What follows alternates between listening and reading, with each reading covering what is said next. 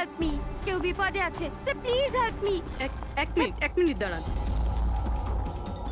Please please relax, এক minute. এখানে বসুন please save her life, please. আপনি সেভ হার এক মিনিট, লাইফ। আপনি বসুন না প্লিজ। এই নিন।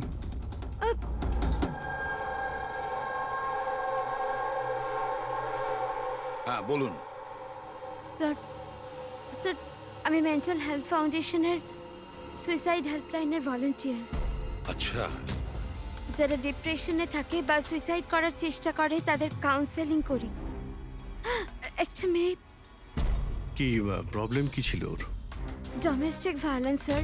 স্যার ওই মেয়েটা বলছিল যে ওর স্বামী ওকে নেশা করে ওকে যা তা গালাগালি দেয়, ওকে মারধর করে, আবার ওকে ভয়ও দেখায় যে ওকে প্রাণে মেরে দেবে, আর তাও কিনা ওর সার্ভিস পিস্তল দিয়ে। সার্ভিস পিস্তল? আচ্ছা, আপনি কি করে জানলেন যে ওর কাছে যে পিস্তল আছে সেটা সার্ভিস পিস্তল? স্যার এই ওয়ার্ড ওই মেয়েটা ইউজ করেছিল, সার্ভিস পিস্তল। স্যার কোনো আর্মির বা পুলিশের লোক হবে। তা আপনি ওনাকে বললেন না যে পুলিশে কমপ্লেন করতে গিয়ে? বলেছিলাম আমি ওকে। হাসতে থাকলো, বললো পুলিশ ওকে কোনোভাবেই হেল্প করতে পারে না। আজ ও সুইসাইড করতে চলেছে। ওর পেটে 7 মাসের বাচ্চাও আছে। মাই গড। একটু আগেই ও কল করেছিল আমাকে। হ্যালো হ্যালো দিদি, দিদি আমি বলছি। হ্যাঁ, কেমন আছো তুমি? দিদি আমি অনেক কষ্ট সহ্য করেছি, এবার আমি ডিসিশন নিয়ে নিয়েছি। এবার আমি আর ডিসিশন চেঞ্জ করব না।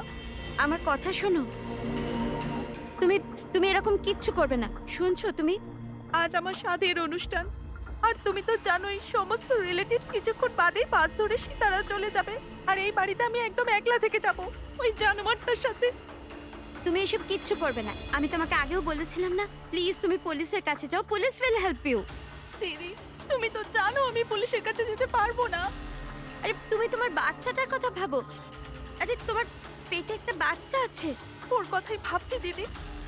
আজ যদি নিজে সিদ্ধান্ত বদলে ফেলি, তাহলে 2 মাস পরে আমি নিজের সন্তানকে কোন সমাজে জন্ম দেব বলো? আমি ওকে এমন পিতা দিতে পারি না।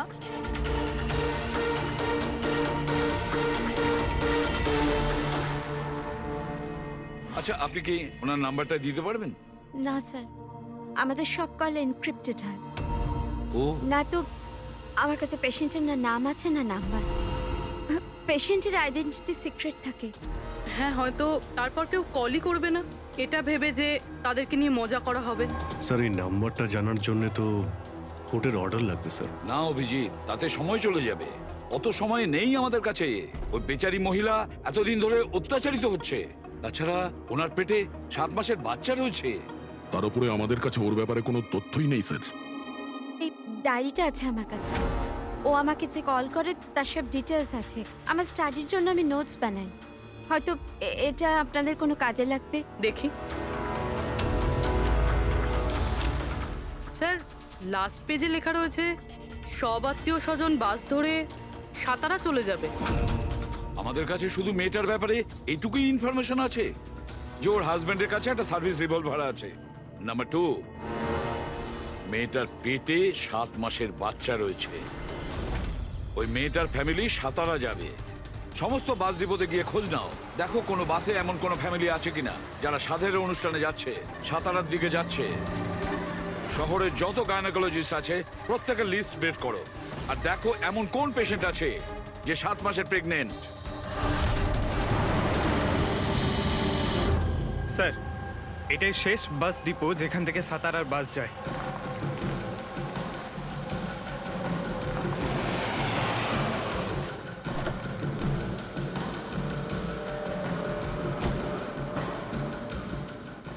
দাদা শুনুন, 1 মিনিট দাঁড়া। আজ দুপুরে এখানে এই ডিপো থেকে সাতারার বাস ছাড়ার কথা ছিল না? না, একটা বাস তো যাওয়ার কথা ছিল, কিন্তু 1 ঘন্টা আগে। আসলে ইঞ্জিনটা খারাপ হয়ে যাওয়াতে লেট হয়ে গেছে। সেই বাসটা কোথায় আছে? ওই যে ওই বাসটা। এইটা? এটা? হ্যাঁ হ্যাঁ আচ্ছা, আপনারা সাতারা যাচ্ছেন তো? হ্যাঁ। হ্যাঁ, কেন? আপনারা কি এখানে সাধের অনুষ্ঠানে এসেছিলেন? হ্যাঁ, কিন্তু আপনারা কারা? দেখো, আমরা সিআইডি থেকে আসছি। এই 7টা কার ছিল? আমার আত্মীয় নয়নার, কিন্তু কি হয়েছে? এই নয়না কোথায় থাকে? ওর ঘরের অ্যাড্রেসটা দাও তো। B200 Shantinibas Versova. Thank you, thank you. হ্যাঁ দয়া। এই ডিপোতে একটা ফ্যামিলি পাওয়া গেছে। হ্যাঁ, ওরই ফ্যামিলি। আর মেয়েটার নাম হলো নয়না। ঠিকানা হলো B200 শান্তিনিবাস বার্সোবা। আচ্ছা, তাই নাকি? ভাই, গাইনোকোলজিস্ট আমাদের এই অ্যাড্রেসে দিয়েছেন। তুমি ওখানে পৌঁছো, আমরা ওখানেই যাচ্ছি। ঠিক আছে, আমরা পৌঁছাচ্ছি। ওকে। বার্সোবা।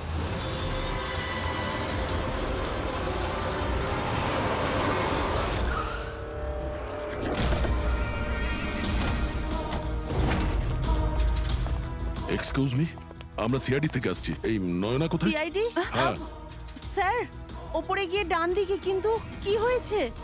কি হয়েছে স্যার?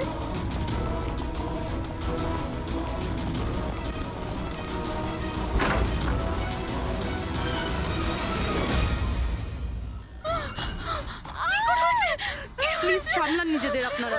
কি করছেন কি? শান্ত হন আপনারা। এটা কি হয়ে গেল? ও সুইসাইড করেই নিল। গুলি চিনের নিচের থেকে উপরের দিকে গেছে। স্যার, অনেকটা রক্ত বেরিয়েছে।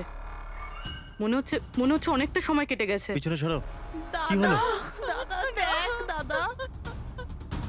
নয়না, এই, কি হলো নয়না? ইন্সপেক্টর আমান? তুমি ওকে চেনো? হ্যাঁ, আমরা ট্রেনিং একাডেমিতে একসাথেই ছিলাম। কেন করলো স্যার নয়না এরকম? এটা তো আপনিই বলতে পারবেন। ওটা ওকে টর্চার করতে, মারতে, হ্যাঁ, ভয় দেখাতে, হুমকি দিতে? কি এক্সপেক্ট করেছিলে তুমি? কি করতো এ, হ্যাঁ? অ্যাটেম্পট অফ সুইসাইডের জন্য তুমি জেলে যাবে। স্যার, এটা কি বলছেন আপনারা? দাদা এরকম করতে পারে না। স্যার, আপনারা এটা ঠিক করছেন না। প্লিজ এরকম করবেন না। কত মেন্টাল টর্চার করা হয়েছে ওকে, নিজেরই মাথায় গুলি করে নিয়েছে। সবাইকে বাইরে নিয়ে যাও। চলো তুমি বাইরে চলো। নয়না, চলো suicide করতে চলো পারে না। চলো চলো সবাই চলো। প্লিজ চলো, বাইরে যান, বেরো। বাইরে, please। চলো, বাইরে যান বলছি। চলো বেরো, চলো চলো। শান্ত হন। আপনি বাইরে। আপনিও যান, চলুন চলুন। সেটাই হলো যেটা ওই গাইনোকোলজিস্ট বলেছিলেন। ও সুইসাইড করেই ফেললো। বডিটাকে ফরেন্সিক ল্যাবে পাঠিয়ে দিই, আর এসিবি স্যারকে ইনফর্ম করে দিই যে ওকে আমরা বাঁচাতে পারিনি। এক মিনিট, ওই ফোন।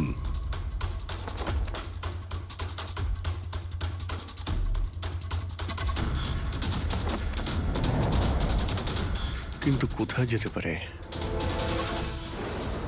আচ্ছা, ওনার ফোন কি কেউ দেখেছেন কোথাও? আপনি জানেন?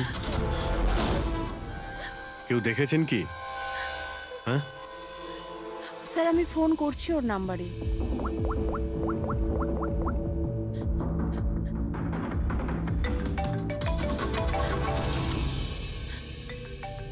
যশ বাবা, এদিকে এসো।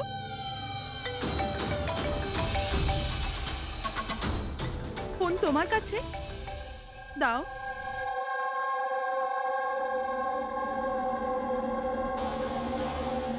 আমি এটা গেম খেলার জন্য নিয়েছিলাম কাকির ঘর থেকে। কোনো ব্যাপার না বাবু, এদিকে এসো। বাবু, একটু মনে করে বলো, যখন তুমি ফোন নিতে এখানে এসেছিলে তখন কি দেখেছিলে তুমি?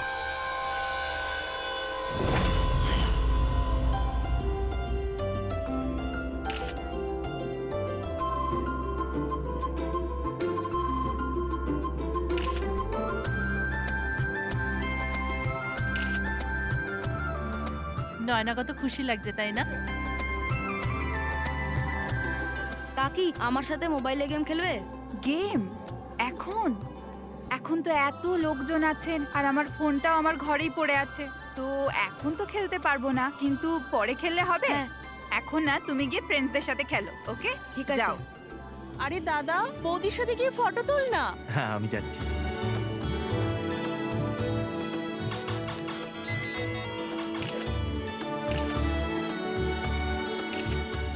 যশ বাবা, তুমি আবার মোবাইল নিয়ে বসে গেছো? মা প্লিজ ডিস্টার্ব করো না, মা প্লিজ। আরে কাকির অনুষ্ঠান চলছে, তুমি এখানে গেম খেলছো? হ্যাঁ, আর কিছুক্ষণ আরে please, বাবা, please। কাকির খারাপ লাগবে। চলো সোনা, চলো। আরে মা, কোনো মা নয়, অনেক গেম খেলেছো, আর ফোন নয়। কাকি।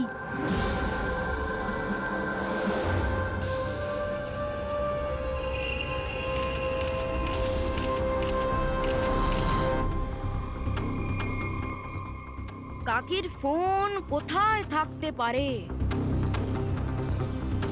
হ্যাঁ,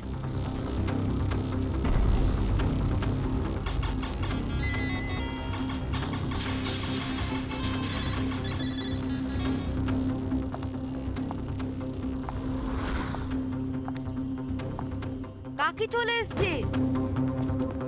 কিন্তু এরপর তুমি ফোনটা ফেরত কোথা থেকে পেলে? এখানে বাইরে পড়েছিল। থ্যাংক ইউ বাবু, তুমি আমাদের অনেক সাহায্য করলে।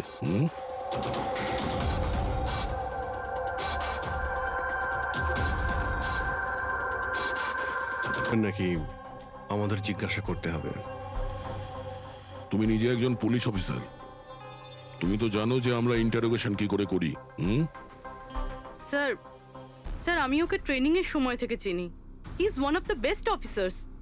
স্যার স্যার আমার মনে হয় না ও এরকম করতে পারে। মানুষ পাল্টে যায় পুরবি, সব এভিডেন্স ওর বিরুদ্ধে, আর সেটা তুমি খুব ভালো করে জানো। স্যার আমার বিশ্বাসই হচ্ছে না যে আপনারা সবাই এটা ভাবছেন যে আমি নয়নার ওপরে হাত তুলেছি। খুব ভালোবাসতাম স্যার আমি ওকে, ওর সন্তানের বাবা হতে চলেছিলাম স্যার আমি। আর আমি ওকে কি করে? হ্যাঁ, তুমি ওকে টর্চার করেছো, আর সেই জন্য বেচারি ডিপ্রেশনে চলে গেছিল। ভুল বুঝছেন স্যার আপনি, ও ডিপ্রেশনে ছিলই না। সবসময় ও হাসি খুশি থাকতো, সবসময় আনন্দে থাকতো। মানে ও সুইসাইড কি করে করতে পারে স্যার? আরে তাহলে সে মেন্টাল হেলথ ফাউন্ডেশনে বারবার ফোন কেন করতো? বিগত কয়েক মাসের মধ্যেই 10টা কল। আমার এই বিষয়ে কোনো আইডিয়া নেই। কল করে উনি হয়তো ডিলিট করে দিতেন, সেই জন্য হয়তো আপনার কোনো আইডিয়া নেই। স্যার দাদা এরকম করতে পারে না। ও তো নয়নাকে খুব ভালোবাসতো, আর নয়না তো খুশিই ছিল। যদি তোমার স্ত্রী খুশিই ছিল, তাহলে ও হেল্পলাইন নম্বরে ফোন করে কেন বলেছে যে তুমি ওকে টর্চার করো, ওকে মারো, ওকে ধাক্কা দাও? কেন আমান? উত্তর দাও। পুরবি ওর কাছে কোনো উত্তর থাকলে তো দেবে। ওর টর্চারের কারণে বেচারি ডিপ্রেশনে চলে গিয়েছিল, আর তারপরে ও সুইসাইড করে। ডিপ্রেশনে প্রায়শই কোনো লোক নিজের দুঃখের কথা শেয়ার করে না। হতে পারে এর জন্যই নয়না যে কতটা প্রবলেমে ছিল কেউ কিছু জানতেই পারেনি। পুরবি অ্যাটলিস্ট তুমি তো আমাকে বিশ্বাস করো। You know me well. Naina কখনো সুইসাইড করতে পারে না, কখনো সুইসাইড করবে না। ব্যাস, নিয়ে যাও একে। চলো। আপনি আমার কথাটা তো শুনুন, নয়না কখনো সুইসাইড করতে পারে না। চলো স্যার আমার কথাটা চলো, শুনুন স্যার, চলো। নয়না সুইসাইড করেনি। স্যার আমার কথাটা শুনুন স্যার একবার।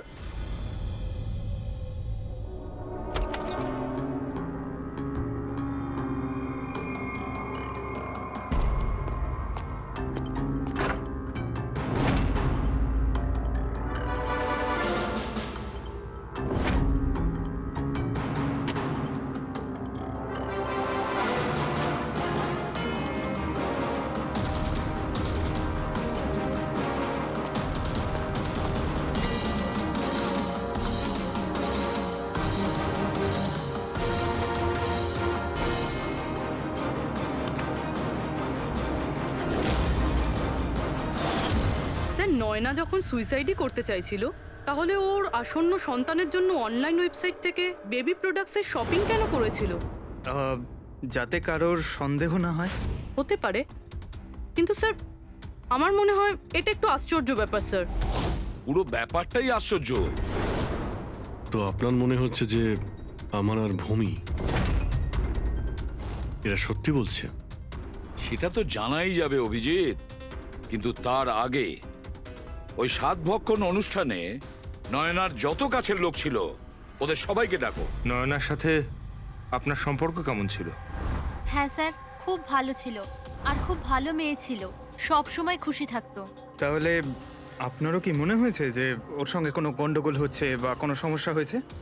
আমরা অনেক কথা বলতাম, কিন্তু কখনো মনে হয়নি যে ওর হাজবেন্ডের সাথে বা বিয়ে নিয়ে কোনো প্রবলেম ছিল। শোনো বাবা, তোমার কাকিমাকে কেমন লাগতো? ভালোবাসতেন তোমায়? হ্যাঁ, কাকি আমাদের বাচ্চাদের খুব ভালোবাসতো, আর আমাকেও খুব ভালোবাসতো। উনি ওনার ফোনে আমায় গেমও ইনস্টল করতে দিয়েছিল। আচ্ছা, কাকিমা কখনো তোমাকে এমন কোনো কথা বলেছিল, যেমন ওনার তোমার কাকার সাথে কোনো ঝগড়া হয়েছে অথবা ঝামেলা হয়েছে, এরকম কিছু? না, কাকি প্রেগনেন্ট ছিল তো, তাই জন্য উনি তাড়াতাড়ি রেগে যেতেন।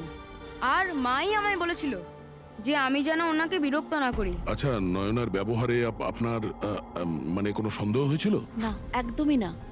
ও তো খুব খুশি ছিল, পুজোতে ফাংশনে ডান্সও করেছিল। ইনফ্যাক্ট অনেক বেশি এক্সাইটেড ছিল নিজের ফটোশুট নিয়ে।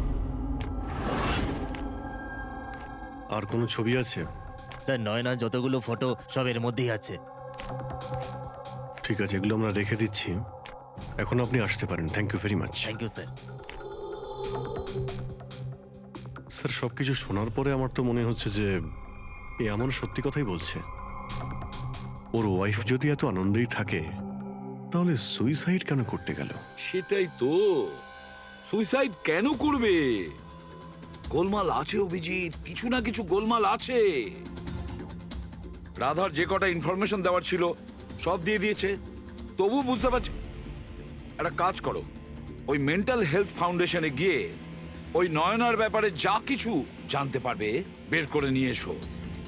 ওখানকার অপারেটরদের সঙ্গেও কথা বলো, খুঁটিয়ে খুঁটিয়ে ইনফরমেশন বের করো। হয়তো এমন কোনো কথা ও জানতো নয়নার ব্যাপারে যেটা আমাদের কাজে লাগবে।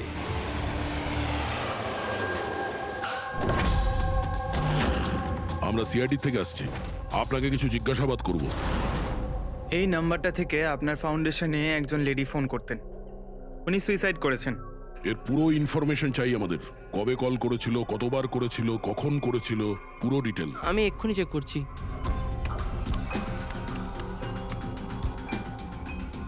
হ্যাঁ স্যার, এ অনেক কল করেছিল, শেষ 5 মাসে 10 বার। আচ্ছা, ওনার সঙ্গে কে কে কথা বলতেন? অ্যাকচুয়ালি স্যার, এনার সমস্ত কল রাধা ম্যাম হ্যান্ডেল করতেন, আর উনি এখানে ভলেন্টিয়ার। যখন এনার ফার্স্ট কল এসেছিল তখনও রাধা ম্যামেরই এখানে শিফট ছিল, আর তারপর উনি যখনই এখানে ফোন করেন বলেন রাধা ম্যামের সাথে কথা আছে। এই কলারের ব্যাপারে কিছু মনে পড়ছে? কোনো বিশেষ কথা, কিছু অদ্ভুত হয়েছে? এই কলারের ব্যাপারে স্যার, হ্যাঁ স্যার, একবার হয়েছিল স্যার। এই দেখুন স্যার, একই দিনে 2বার কল এসেছিল। তো এতে অদ্ভুত কি? আমার মনে আছে স্যার, যেদিন প্রথম কল এসেছিল।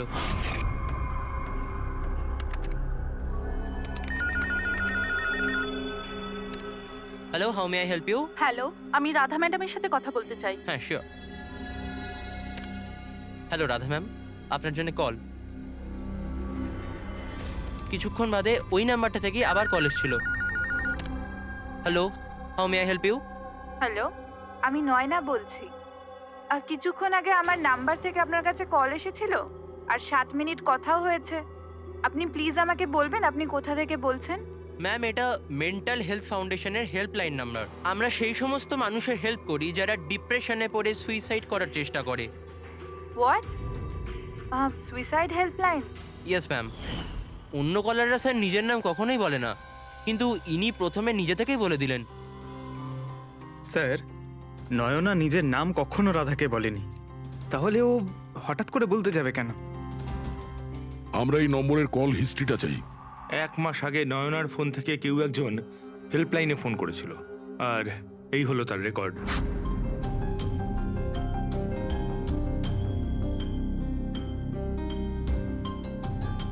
দশ তারিখ তো সেকেন্ড স্যাটারডে ছিল, তো তো কি হচ্ছে? কারণ সেকেন্ড আর ফোর্থ স্যাটারডে বাড়িতে ওর বন্ধুরা আসতো। মানে ওদের মধ্যে কেউ? এই এই দুটো কল তো দুপুরে দেখাচ্ছে।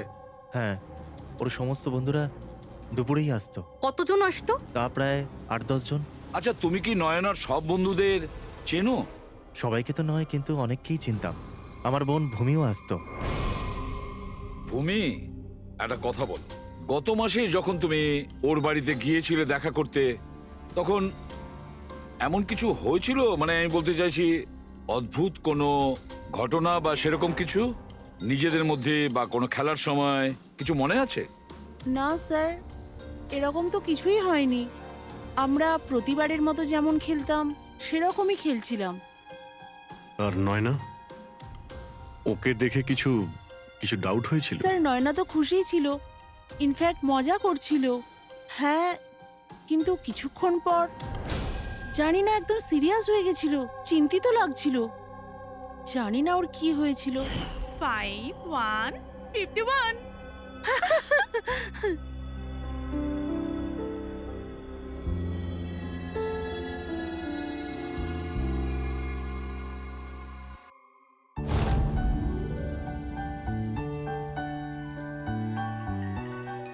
মনে হচ্ছে এর যে হবু বাচ্চা হবে না, সে খুব লাকি।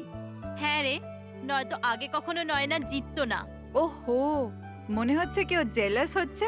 আরে নয়না, দাদাকে একটা ফোন করো না, রাতের অর্ডারের জন্য একবার মনে করিয়ে দাও না। ফোন কোথায় আমার? আরে একটা কাজ করো, নাও আমার ফোন থেকে কথা বলো। হ্যালো, বিকেলে না প্লিজ খাবার অর্ডার করে দিও।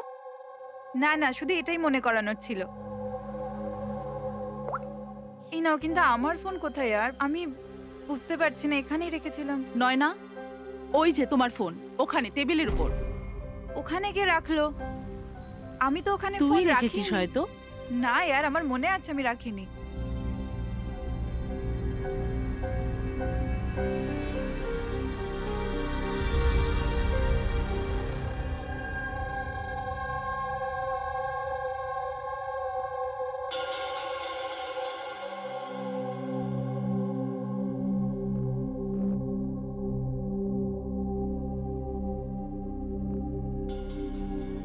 কে কল করেছিল? কি হলো? হ্যাঁ, তুই ঠিক আছিস তো? হ্যাঁ, কেন? জানভি, তোর কোনো টেনশন নেই তো? না, কোনো প্রবলেম নেই। কেন? তোদের যদি কোনো প্রবলেম থাকে তো প্লিজ আমায় বলিস। কেমন প্রবলেম? কি বলছিস তুই? তোর কি হয়েছে হঠাৎ করে? আরে কিছু হয়নি, প্রেগন্যান্সির মধ্যে এরকম মুড সুইংস হয়ে থাকে, এটা একটা ন্যাচারাল ব্যাপার। চলো আমরা সবাই খেলাটা কন্টিনিউ করি। স্যার, নয়না ভূমির ফোন থেকে আমানের সাথে কথা বলছিল দুপুর 1:03 থেকে 1:04 পর্যন্ত। 1:04 পর্যন্ত? আরে সুইসাইড হেল্পলাইনে যে প্রথম ফোন করা হয়েছিল 7 মিনিটের জন্যে, সেটা 12:57 থেকে 1:04 অবধি চলেছিল। আর সেকেন্ডটা 1:20 থেকে 1:21 পর্যন্ত। তার মানে অভিজিৎ, ওই 7 মিনিটের কলটা নয়না নিজে করেনি। কারণ ওই সময় নয়না আমানের সাথে কথা বলছিল ভূমির ফোন থেকে। এক্স্যাক্টলি। তার মানে ওই ফোনটা নয়নার কোনো বন্ধুই হয়তো করেছিল। আপনি কাউকে দেখেছিলেন ওর ফোন তুলতে বা ওর ফোন ব্যবহার করতে? না, আমি তো কাউকে দেখিনি। তার মানে ওই কলটা অন্য কেউ করেছিল। আর স্যার, নয়না যখন ওর ফোনটা খুঁজে পায় আর ওখানে লাস্ট ডায়াল আননোন নাম্বারটা চেক করে, আর তারপর যখন ওই নাম্বারে ফোন করে তখন ও জানতে পারে যে ওটা কোনো সুইসাইড হেল্পলাইনের নাম্বার।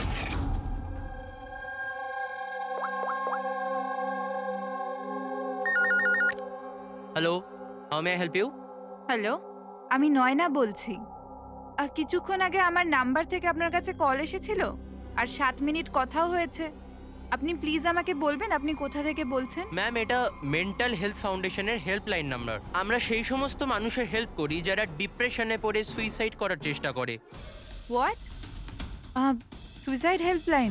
এটা জানতে পেরে ও চিন্তায় পড়ে যায় আর ভাবতে আরম্ভ করে সুইসাইড কে করতে চায়।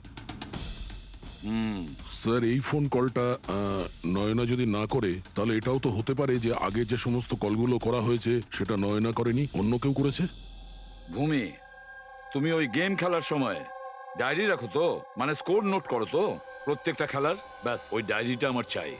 Okay sir. আর এই যে প্রত্যেক সেশনে 4টে নাম রয়েছে যারা সব সময় থাকে: ভূমি, পারুল, জাহ্নবী আর শীতল।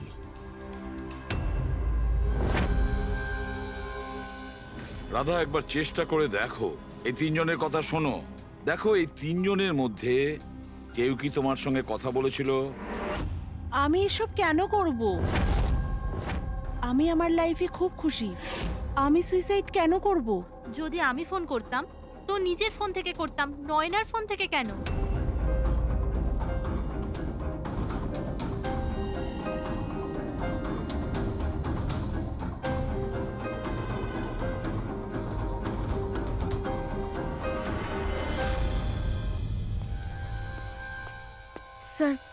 স্যার এই তিনজনের মধ্যে কারুর আওয়াজ নয়।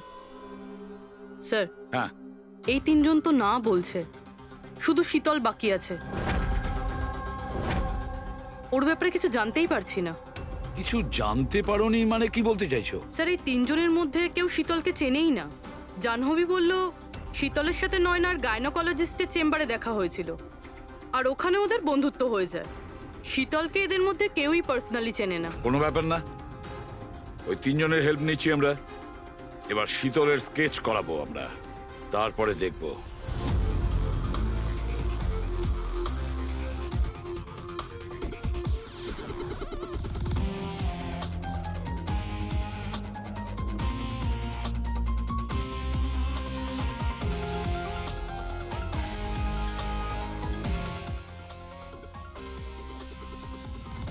ডক্টর মিনা, এই স্কেচটা একটু মন দিয়ে দেখুন। আচ্ছা, এই মেয়েটা আপনার এখানে চিকিৎসা করাতে আসতো? I don't think so. আমার তো মনে পড়ছে না যে এরকম কোনো লেডি আমার কাছে কোনোদিন এসেছিল। কে ইনি? এর নাম শীতল। আমরা এটা বুঝতে পারি যে আপনার এখানে এত পেশেন্ট আসে যে এই সমস্ত পেশেন্টের নাম মনে রাখা তো মুশকিলের ব্যাপার। রাইট, বাট আমি আমার সব পেশেন্টদের পার্সোনালি চিনি, অ্যান্ড আই এম শিওর শীতল নামের কোনো পেশেন্ট আমার কোনোদিন ছিলই না।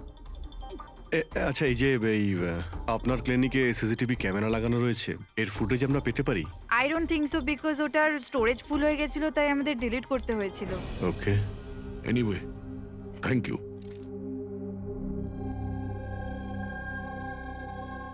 মনে হচ্ছে এই শীতল কোনোদিন পেশেন্ট ছিলই না, শুধুমাত্র নয়নার সঙ্গে বন্ধুত্ব করার জন্য এসেছিল এখানে। ওর প্ল্যান ছিল নয়নার সঙ্গে বন্ধুত্ব করে ওর বাড়িতে ঢোকার। প্রফেশনাল ফ্রড মনে হচ্ছে, আটকাতে হবে ওকে। তুমি কি একে চেনো? এটা তো শীতল, নয়নার বন্ধু। এ তো প্রায় বাড়িতে আসতো। নয়না শীতলের বন্ধুত্ব কবে কোথায় হয়েছে কিছু জানো তুমি? না, আমি জানি না, কিন্তু তাতে কি যায় আসে? যখন আমার নয়নাই রইল না, তখন এইসব। এ কি ধরনের পাগলামি করছো? হ্যাঁ, একটু ভেবে দেখো তো। যদি তুমি নির্দোষ হও তাহলে কেউ তো তোমায় ফাঁসানোর চেষ্টা করেছে। তোমাকে নয়নার খুনি সাব্যস্ত করে ওর অনেক লাভ আছে, এই জন্য ও তোমাকে ফাঁসাচ্ছে। হ্যাঁ, এমন কে আছে যে তোমাকে আর নয়নাকে ঘৃণা করে? আমি কিছু জানি না। তাহলে কি ভূমি ওই আবার প্রপার্টি লোভে করেনি তো? না, ভূমি এরকম কখনো করতে পারে না। বরং ও তো নয়নাকে খুব ভালোবাসতো। তো কোনো প্রফেশনাল রাইভেলরি? একজন পুলিশের তো অনেক জায়গায় অনেক শত্রু থাকে। না, আমার সাথে এরকম কিচ্ছু ছিল না। আমি আমার ডিউটিতে না তো কখনো কোনো গ্যাংস্টারকে ধরেছি, না কোনো বড় গ্যাংস্টারকে মেরেছি, কখনো ঘুষ নিইনি।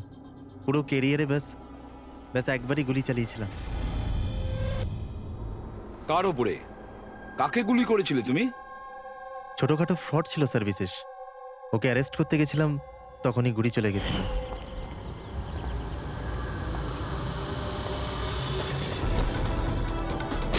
বিশেষ খবরদার ইন্সপেক্টর। হয়তো এই লোকটারই কোনো ভাই বা আত্মীয় প্রতিশোধ নেওয়ার জন্য এসব করেছে। না, যখন আমরা ওকে অ্যারেস্ট করতে গেছিলাম তো ওর কোথাও কোনো পরিবার ছিল না, হয়তো অনাথ ছিল। ঠিক আছে, যদি ওই লোকটার কোনো আত্মীয় স্বজন থাকে তাকে আমরা ছাড়বো না। স্যার আমান ঠিক বলছিল, ওই লোকটার নিজের বলতে কেউ নেই, ফ্যামিলি, স্ত্রী, বাচ্চা কেউ না। তাহলে প্রতিশোধ কে নিচ্ছে? বাড়ির লোক নয়, কোনো বন্ধু হতে পারে। বন্ধুরা হয়তো প্রতিশোধ নিয়েছে। বন্ধুত্বের জন্য কে আজকাল নিজের প্রাণের ঝুঁকি নেয় স্যার? এসব তো শুধু গল্পের বইতেই দেখা যায়। নন্টে ফন্টে, হাবলু ঘাবলু, এখন এসব কোথায় স্যার? এটা কি? স্যার একটা স্টোরেজ চুরির ঘটনায় বিশেষের সাথে আরও একটা নাম আছে, রেখা। রেখা? দুজনে মিলে অনেক চুরি করেছে। এদের ফটো দেয়নি কেন? স্যার এরা তো ছদ্মবেশে চুরি করতো, হয়তো এই জন্যে। আর যখন বিশেষ মারা যায় তখন হয়তো এই জুটিটা ভেঙে যায় আর এই রেখা একা হয়ে যায়। রেখা? আমি জানি এই রেখা কে। স্যার আমাদের ইনফর্মার এই বাড়িটার অ্যাড্রেসে দিয়েছিল।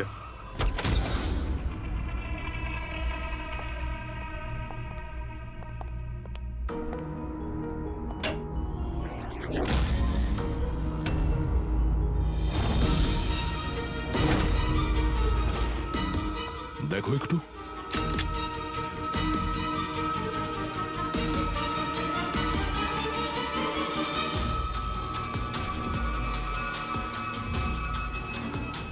স্যার মারা গেছে।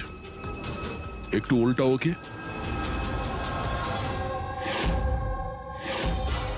শীতল? আমাদের সন্দেহ ঠিকই ছিল, শীতলই রেখা। কিন্তু স্যার আমরা তো ভাবছিলাম যে সব শীতল করছে। পঙ্কজ, অন্য কেউ আছে এর পেছনে। ও জানতে পেরে গেছিল যে আমরা শীতলের কাছে যে কোনোভাবেই হোক পৌঁছে যাব।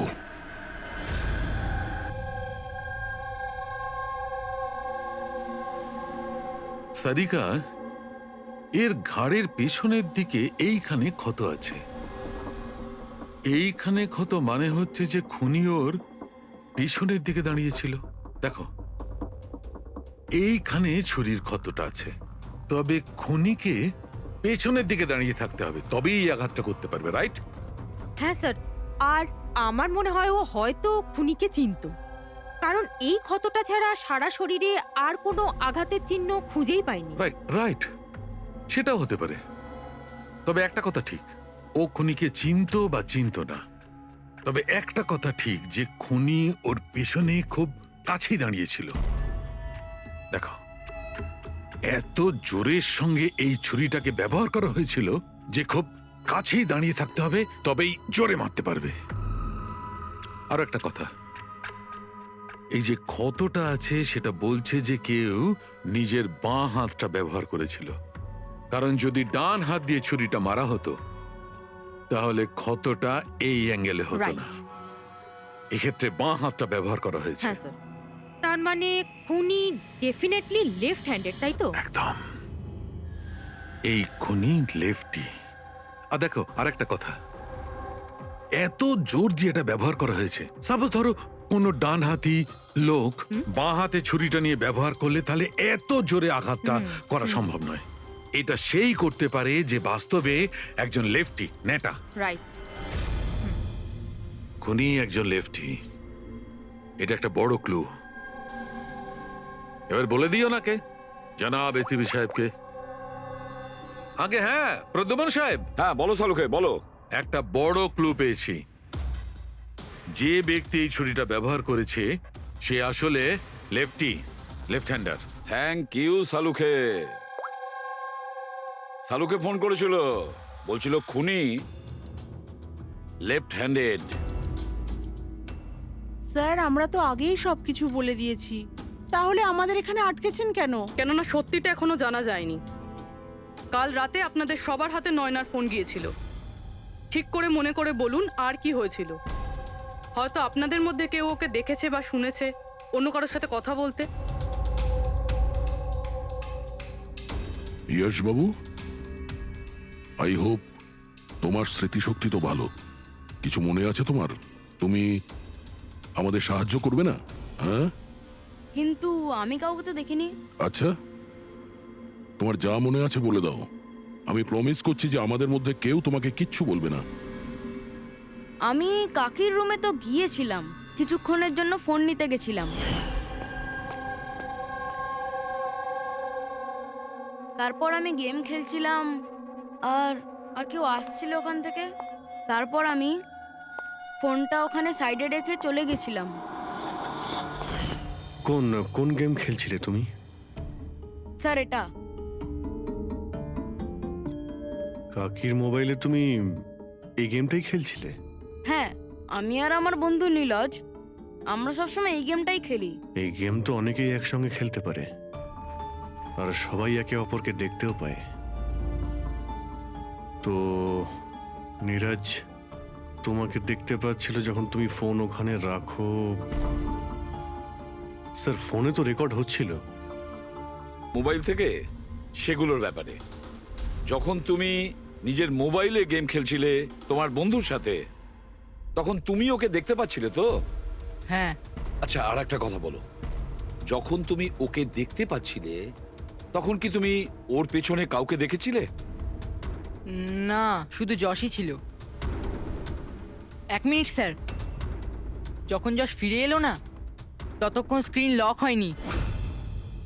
স্ক্রিন লক হয়নি মানে? স্যার মানে গেম অ্যাক্টিভ ছিল, আর যখন গেম অ্যাক্টিভ থাকে তখনও নিজে নিজেই স্ক্রিনশট নেয়। তাহলে তখনও নিশ্চয়ই নিয়েছে, আর প্রত্যেকটা স্ক্রিনশট ফোনে সেভ হয়ে থাকে। হ্যাঁ স্যার। দাও তোমার ফোনটা দাও। Thank you.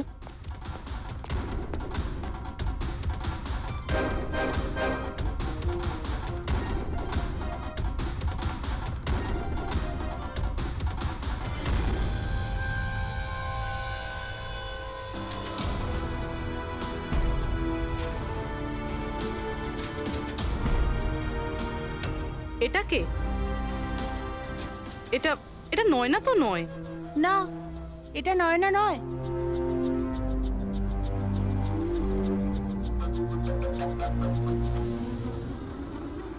এক মিনিট পুরবি, একটু জুম করো এর উপরে।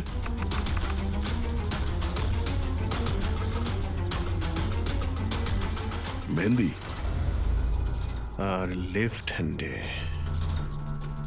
এর হাতে মেহেন্দি এইভাবে কেন রয়েছে? সেটা এই কারণে অভিজিৎ, কারণ এই হাতটা যে মহিলা, সে মহিলা ওখানে বাকি সবাইকে মেহেন্দি পড়াতে এসেছিল, আর ও লেফট হ্যান্ডেড। সবার আগেও শীতলকে দিয়ে হেল্পলাইনে ফোন করায়। রাধাকে একটু কলটা ট্রান্সফার করুন না প্লিজ। হ্যাঁ শিওর। আমি আর সহ্য করতে পারছি না দিদি। তারপর সে শীতলকে টাকা দেয় আর বলে, নয়না, তোমার রুমে তোমার জন্য তোমার কোনো আত্মীয় অপেক্ষা করছে। তার সুযোগ বুঝেই ও নয়নাকে খুন করে দেয়। কে হতে পারে এই মেহেন্দি পরা মহিলা? আমি জানি না উনি কে ছিলেন। ইনফ্যাক্ট কেউই জানে না উনি কে। নয়না বলেছিল যে শীতল ওনাকে ডেকেছিল আর ওই নিয়ে এসেছিল নিজের সাথে। আর এটাও জানি না যে ওকে কেন আনা হয়েছিল। নিজের কাজও ঠিক করে করছিল না, ও বাজে মেহেন্দি লাগাচ্ছিল সবাইকেও। দেখ না জাহ্নবী কিরকম মেহেন্দি লাগাচ্ছে ও, পুরোপুরি ঠিকঠাক লাগাচ্ছেও না। আপনি কি মেহেন্দি লাগাতে জানেন না নাকি? দেখে মনে হচ্ছে কেউ যেন লাগিয়ে আবার মুছে দিয়েছে। ও মেহেন্দি এত খারাপ করে লাগাচ্ছিল, তাহলে শীতল ওকে পাঠালো কেন? সবারই সন্দেহ হবে। কে হতে পারে? আমি জানি স্যার, ও আমাদের চোখের সামনেই ছিল।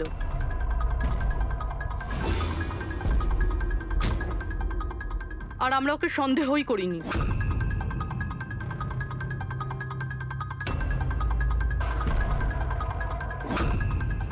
আপনি সামনে আসুন।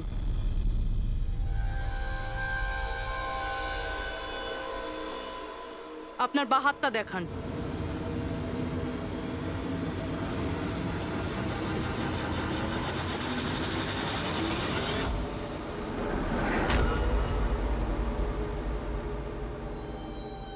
এই দেখুন স্যার।